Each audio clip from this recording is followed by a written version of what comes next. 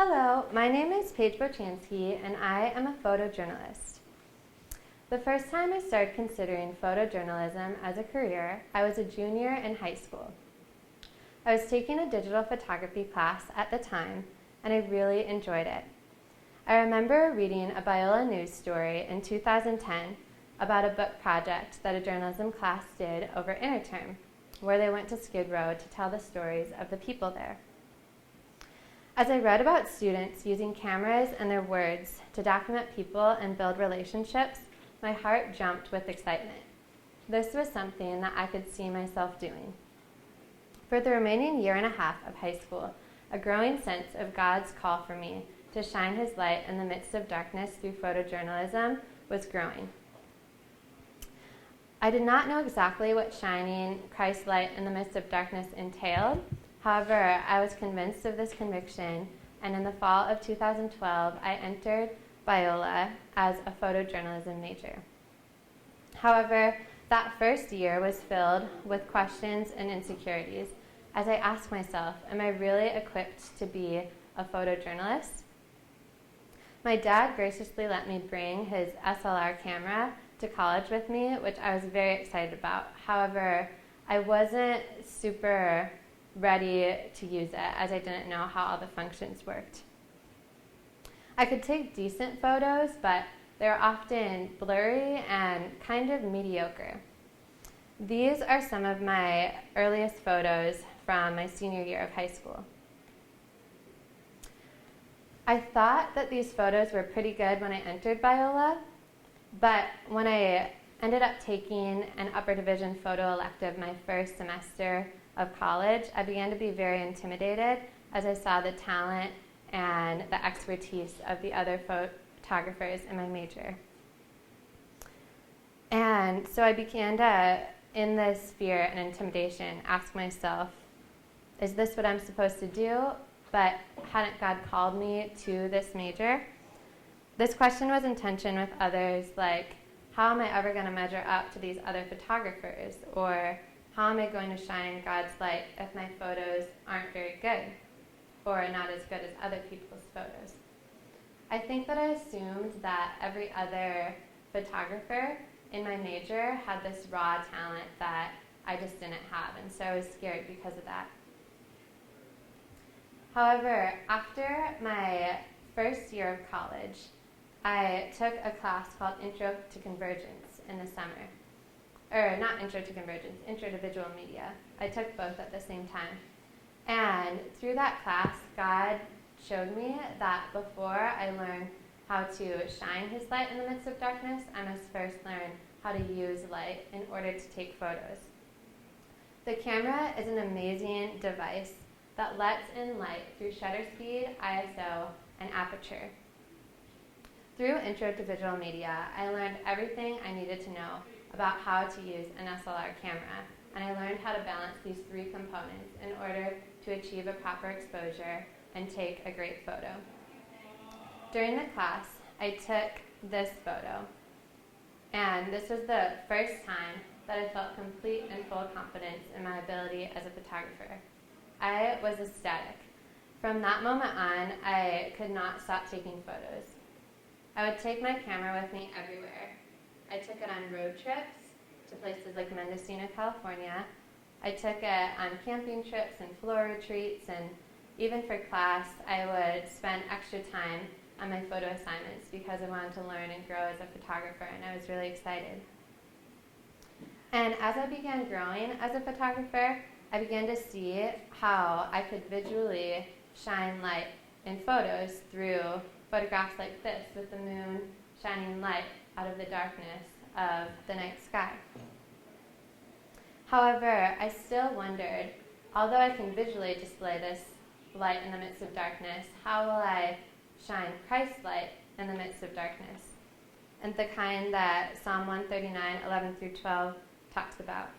If I say, surely the darkness will overwhelm me, and the light around me be night, even the darkness is not dark to you, and the night is as bright as the day. Darkness and night are alike to you. Well, it was not until the summer, after my sophomore year, that I began seeing how Christ's light could shine through my photos. During the summer after my sophomore year, I ended up interning at a camp called Mount Hermon in the Santa Cruz Mountains. During this camp, I photographed campers and counselors 9 weeks straight, and it was a wonderful experience that grew me a lot. Mount Hermon has a motto, leading campers one step closer to Jesus. During the summer, I saw this reality through my photographs and through the lens of my camera, and it was very exciting. I love this photograph right here because it shows something that I saw happen day after day. Despite the exhaustion of counselors and summer staff, they relentlessly poured forth Christ's love on their campers, and it was really fun to see the campers reciprocate that love with immense joy and enthusiasm. And I think that this photo really perfectly depicts that reality. I also love this photograph that was also taken at camp because I feel like this really displays Christ shining his light through this little girl. During camp, the campers had a time called Jam Time, which stands for Jesus and Me, which is really cute. And so they had time to do devotions and read their Bibles and all these sort of things. And I just love this picture because you can tell that God is working through this girl who delights in reading her Bible. So I love telling stories like that.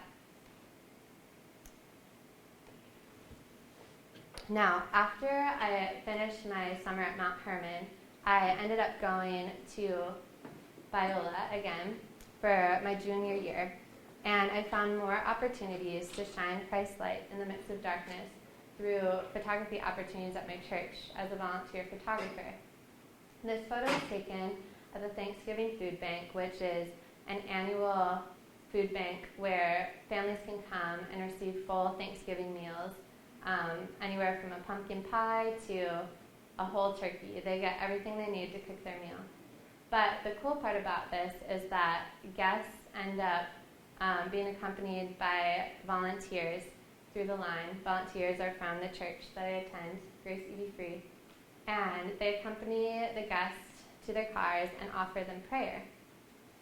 And in that offering of prayer, it's very cool to see the light of the gospel and the hope of the gospel being shown over the dark situations that these people may be experiencing. A lot of them come from financially difficult situations, and in addition to that, there's a lot of physical and emotionally difficult situations as well.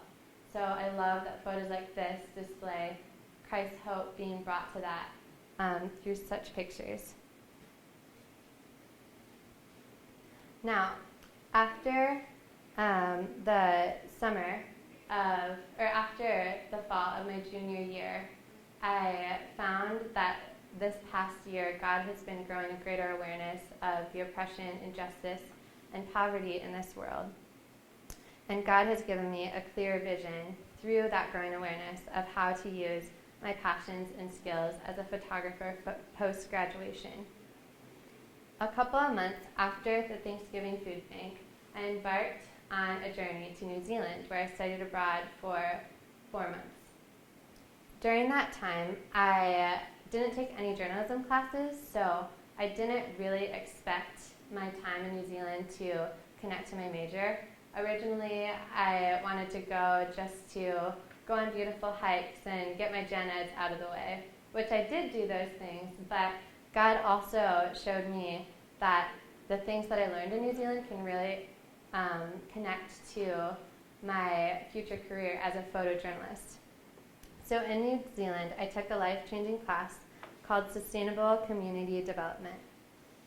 Through this class, I learned many valuable lessons, but one of them was the art of sitting with statistics. Coming from a wealthy country where we're constantly flooded with all sorts of information that can be very overwhelming, it can be easy to become apathetic towards the harsh realities of this world and certain statistics like the following from Deadly Data. 30,000 children die every day from hunger, disease, and water. It can be easy to say, that is so sad, and then simply move on with our lives. I know that because I've done that so many times. But taking the time to actually sit and reflect on these statistics can impact the way we live and change the way we think. As a photojournalist, I believe that sitting with statistics is incredibly important. If I am going to shine light in the midst of darkness, I need to sit with statistics that move me toward that darkness and inspire me to shine light. Another valuable concept that I learned in sustainable community development is the incarnational mode of development. This is a philosophy that says that development is most effective when we follow in the example of Jesus and dwell among people who desperately need help. As a photojournalist, I desire to be part of an organization that lives alongside people of other cultures and helps develop sustainable communities in Christ's name. What a better way to tell people's stories than to live alongside them. A third concept that stood out to me from class is the importance of empowering others rather than rescuing them, and this can be in development or in day-to-day life. While immediate relief is something important to give someone who is hungry, it is not the only thing that you can do to them if you want them to thrive and flourish. If you just give them help and walk away, the ultimate solution will not be solved. As the old proverb goes, give a man a fish and you feed him for a day, but teach a man to fish and you feed him for a lifetime. It is my dream to document people that are in darkness and that are being brought hope through the teaching of new skills like growing food or sewing clothes so that they're empowered to support themselves and to build their own communities. And I am inspired to document this happening all by God's grace. In New Zealand, I also learned some important things about the atrocious economic injustices of this world through a book by William T. Cavanaugh called Being Consumed.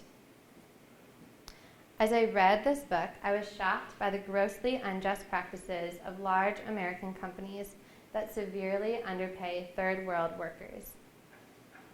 I was especially outraged by this quote that says, Rosa Martinez produces apparel for U.S. markets on her sewing machine in El Salvador. You can hire her for 30 cents an hour. This was an advertisement in a Bobbin textile journal. Reading this made me angry because it was unbelievable to me that workers like Rosa could be so severely underpaid when employers were making so much money off of her labor. As Christians, we are called to obey the command of Micah 6:8, which says to act justly, to love mercy, and to walk humbly with your God. As a photojournalist, I want to do that and expose the deeds of darkness, including the economic injustices in this world. Needless to say, after returning from New Zealand, I was amazed at how my classes had given me a clear vision of what I desire to do as a photojournalist and what sort of things I can shine Christ's light on. Now, there are two organizations that match my passions for what I want to do as a photojournalist. World Vision and Samaritan's Purse are these two organizations. They are both Christian humanitarian organizations that focus on things like sustainable community development, and they also focus on immediate relief, but not just immediate relief, pairing that with helping communities build up and thrive rather than just giving them relief and walking away from the situation. My hope is to one day work for one of these organizations or something like it. It doesn't have to be World Vision or Samaritan's Purse. I love Samaritan's Purse's logo, which is this, helping people in the name of Jesus. Ultimately, it's all about lifting up Christ's name through work like this. Now, sometimes my dreams seem so big to me, but I'm inspired by two friends from my hometown. This is Megan Liddy. Megan Liddy has been my friend since preschool. We've known each other since we were 4. And she recently moved to Uganda after graduating high school, and just a few months ago adopted these 2 little girls, Rhoda and Priscilla. It amazes me that someone my age can be doing such an incredible, impactful thing already in her life, and it inspires me to pursue my dreams as well. I'm also inspired by my friend Frankie, who just started. She's been my friend since 3rd grade, and she's a very dear friend of mine, and she just started an organization called JOY, which stands for the Justification of Youth. The Justification of Youth is a nonprofit that forms partnerships with other organizations in order to eradicate injustice of kids in developing countries. It's fun to see Frankie do this organization because she is honestly one of the most joyful people that I know. Now I'm going to play a video for you that shows you more what joy is all about and gives you a better sense for it.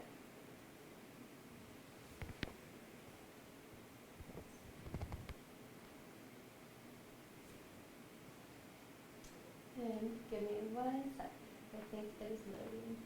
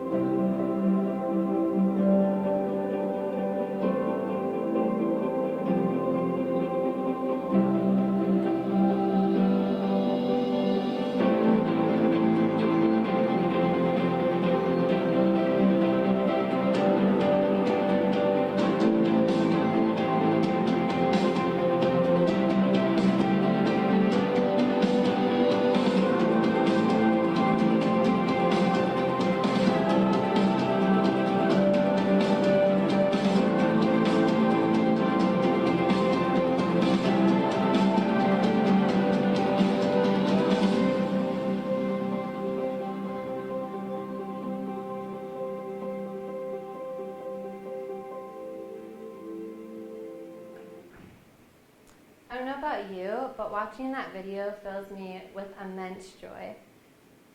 To see Christ's love on these children is an incredible thing.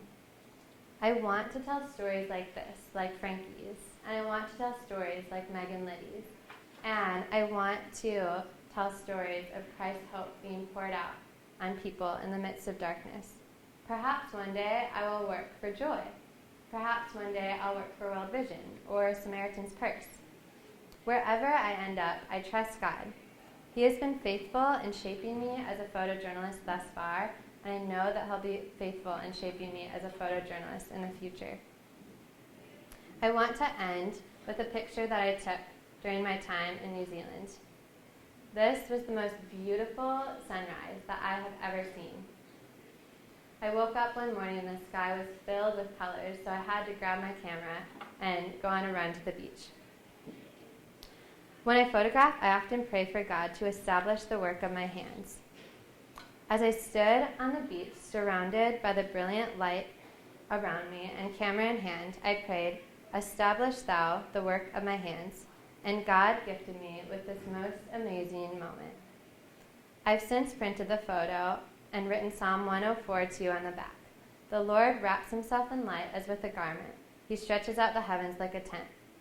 I love how this picture is a symbol of my call as a photojournalist, capturing the brilliant light of Christ as he establishes the work of my hands. Thank you.